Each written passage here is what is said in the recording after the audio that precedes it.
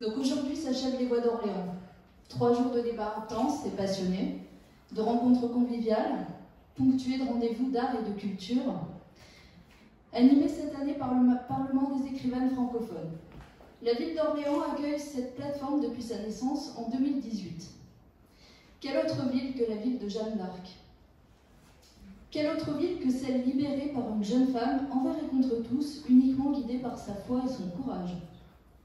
Malgré son héroïsme, sa bravoure, des hommes ont éteint sa voix dans la flamme. Jeanne était une femme libre. Malheureusement, l'histoire se répète souvent. Les femmes afghanes sont là pour nous le rappeler. Ainsi, pour clôturer cette édition, il nous a paru nécessaire de lancer, au nom du Parlement des écrivaines et de la ville d'Orléans, un appel destiné à soutenir la cause des femmes dans le monde et à affirmer notre vigilance face à une actualité marquée par le recul et la contestation des acquis féminins.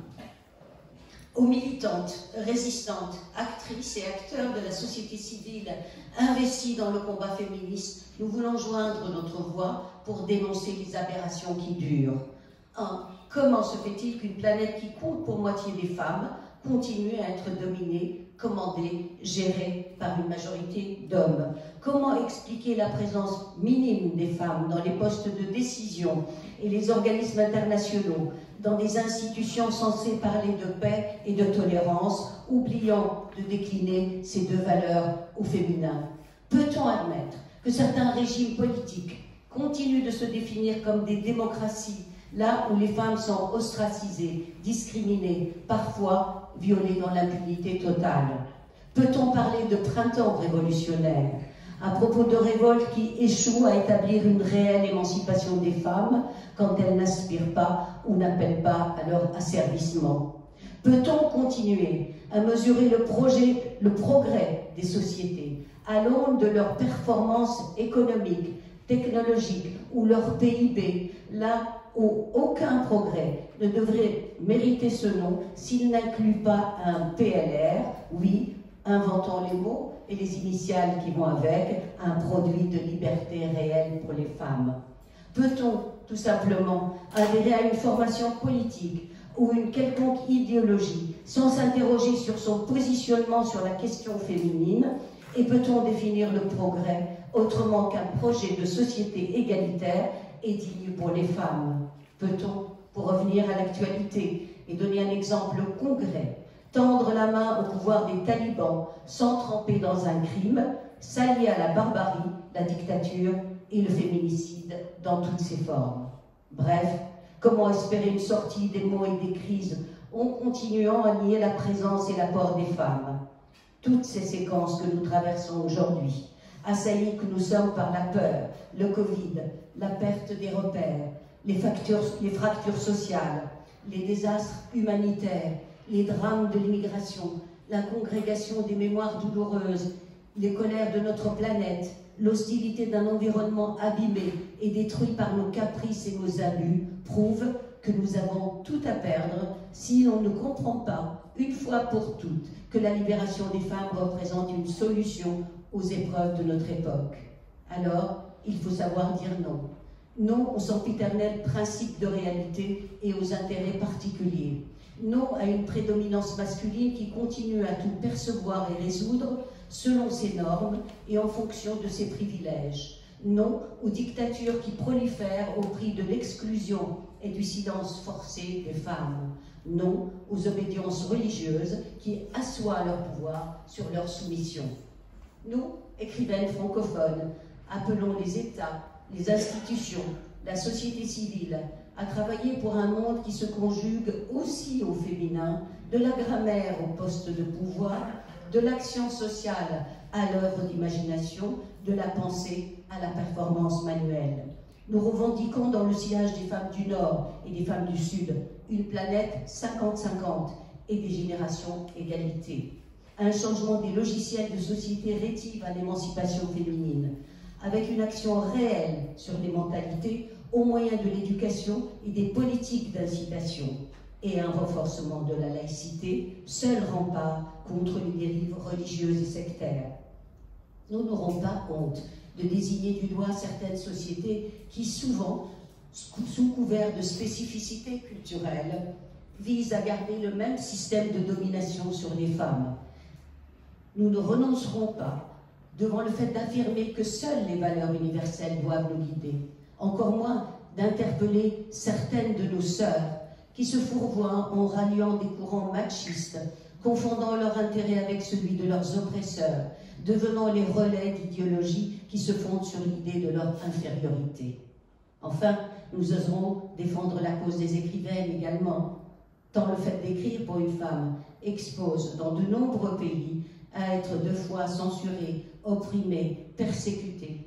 Le simple fait de dire « je », de s'écarter de la norme du groupe, du clan, de la tribu, est vu ou jugé comme un scandale, sans compter cette constante dans bien des pays où l'on continue à percevoir les autrices comme des auteurs de seconde catégorie, aliénant leur œuvre à des circuits conçus et définis par des cercles masculins régnant en maître sur le secteur. Et que dire de celles qu'on jette en prison pour avoir exprimé leur opinion politique, à l'instar de l'avocate iranienne Nasrin Sotoudeh, la romancière turque Asli Erdogan ou la militante féministe saoudienne Loujain El-Hadoum, que le Parlement a soutenu publiquement.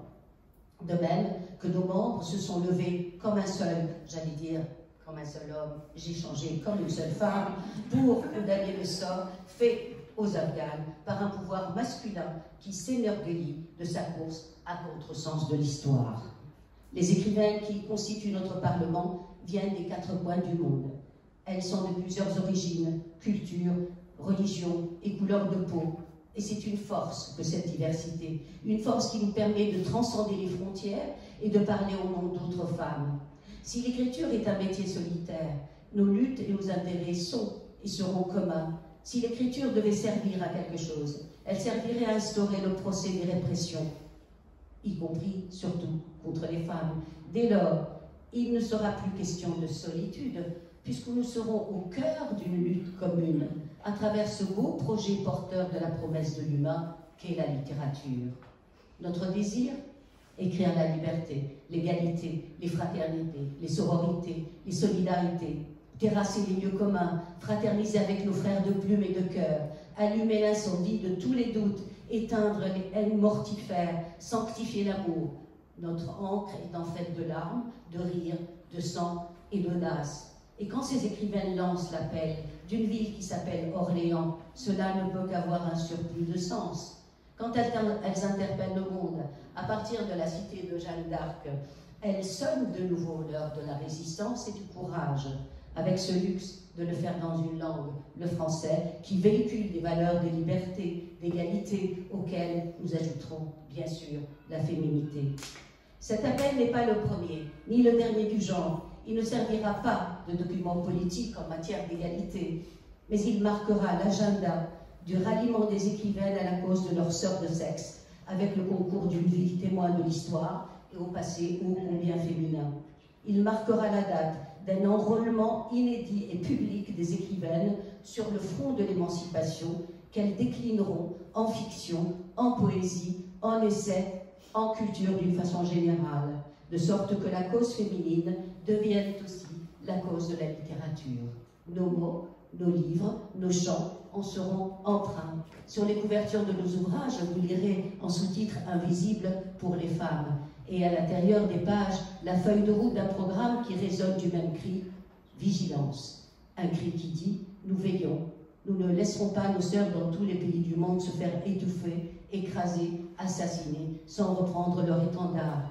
Nous parlerons pour elles chaque fois qu'il le faudra. Nous saurons faire entendre la rumeur secrète de leur chagrin et leur cri étouffé dans un silence opaque et souvent complice. Et nous nous porterons au secours de celles qui ont osé braver les interdits et pris la parole au risque de châtiments impitoyables. Alors, ne tournez pas la tête, nous sommes là, fortes de ces rendez-vous avec l'intelligence, la pensée et l'écriture, dans cette ville d'Orléans qui aujourd'hui se fait notre voix. De son épicentre, nous dessinons de nouvelles cartes, celles qu'il faut pour rejoindre les horizons où il devient possible de dire au monde tout ce que nous, les femmes, avons à lui donner, faisant en sorte que demain nous appartienne, au moins pour moitié.